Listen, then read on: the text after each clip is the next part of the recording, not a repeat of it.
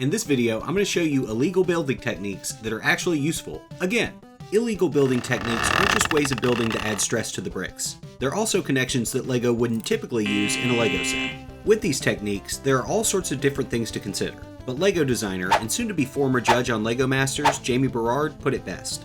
Can it be built and played with by a 7-year-old?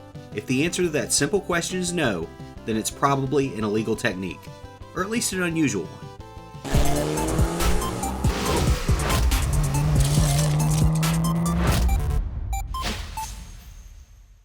Now, like the title says, this isn't my first video on illegal building techniques, and I got a lot of helpful comments in the last one, but there was also some confusion, so let me clear a few things up. When I say illegal, I'm not talking about using parts in decorative or clever ways, like cleavers as spoilers, minifig skates as door handles, or clamshells as wall sconces. That's MPU, or nice part usage. Nice. Totally cool. I'm mostly talking about structural techniques that weren't really designed to work the way we're using them here, like using the one ring to connect two studs facing each other. This connection works, but both studs connected to the ring will not push fully inward. Does it work? Sure. Is it stable? Kinda. Therefore, in my mind, it goes into the illegal category. Now, a lot of y'all's comments help me better understand how some of these techniques really function, so thank you, keep them coming, but some of y'all are just wrong. For example, connecting a piece with 2 or more studs side by side into the holes of a Technic brick is illegal.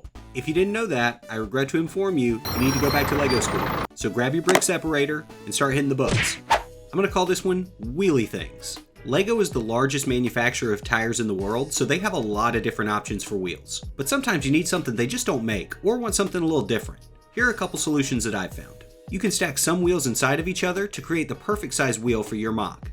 You can even turn wheels inside out. There's not a simple guide to this, really just grab wheels and start placing one inside of the other. See if it fits. If it does, see if it looks cool.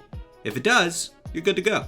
Now I'm going to show you a way of adding brake calipers to the inside of wheels. Fair warning, the car will not roll as well as it normally would, but it'll look cool. You only need a handful of extra parts to do this, and it looks great once it's done. But the wheels don't roll very well, and when they do, the calipers do roll with them, so just keep that in mind. The bikes and motorcycles LEGO makes are great, but sometimes you want something a little more custom. One thing I've really liked doing lately is building custom bikes. But the wheels LEGO makes are made to be used on their bikes. So how do we connect these wheels to the customs? There are a couple ways to do this, but the best part I've found is this old robot arm. The pins from the wheels fit right into the anti-stud here. And check out this awesome custom bike from Callan B on Instagram. He even used the inside-out wheel trick on it. Give me all your money. This is all I got, please just take it. Alright, next up is bedangles. And these you gotta really watch out for. You see, LEGO is generally designed to connect at nice, clean, 90-degree angles. Not always, but usually. There are plenty of parts that break out of that 90-degree box. Clips, bars, hinges. These allow for all sorts of angled connections, and LEGO uses them all the time in official sets. But only certain ones. The stable ones. I actually showed off some of these bedangle examples in my last video on the Ferrari mock. See how the sides angle outward just a bit? I used clips and bars to allow the body to transition from an even number of studs in the front to an odd number in the back, while still keeping everything nice and smooth. Technically the pieces do connect, but they're definitely under some stress. That makes it a classic bedangle. Oh god, not again! But not all bedangles involve fancy parts like clips or bars. One of my favorite methods uses the most basic piece of all, the plate. Here's how it works. Take a 1x6 plate, stack a 1x1 plate on top of one end, now place another 1x6 plate on top of that. And finally, push the top plate down on the opposite end, and boom, now you've made a bedangle. Give me all your money. Let me show you how this works on some actual mocks. The sides of this McLaren tilt slightly downward by connecting this top piece to this bracket. The bracket's allowed to rotate by only connecting it to a single stud. A little finicky, but once it's in place, it looks great. This DeLorean looks pretty good from the outside, but under the hood, it's a complete mess. This front section does use a hinge to kind of give it an angle, but it's really loose until it's actually clipped into place using the bedangle method that we've been talking about. And now for something really exciting.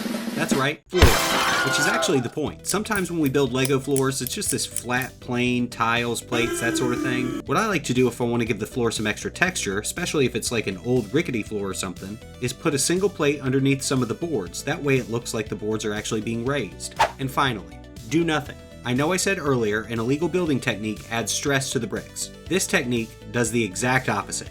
Do nothing. Literally put a piece in place and pray to little bitty sweet baby Jesus that it does not move.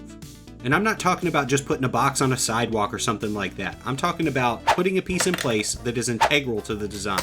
And if you really want to get wacky, I mean totally loco, insane. I'm talking absolutely crazy. Crazy glue, that is. Bruh. The Craggle. I mean, LEGO does it on their display models, so it's gotta be okay for us to do it too, right?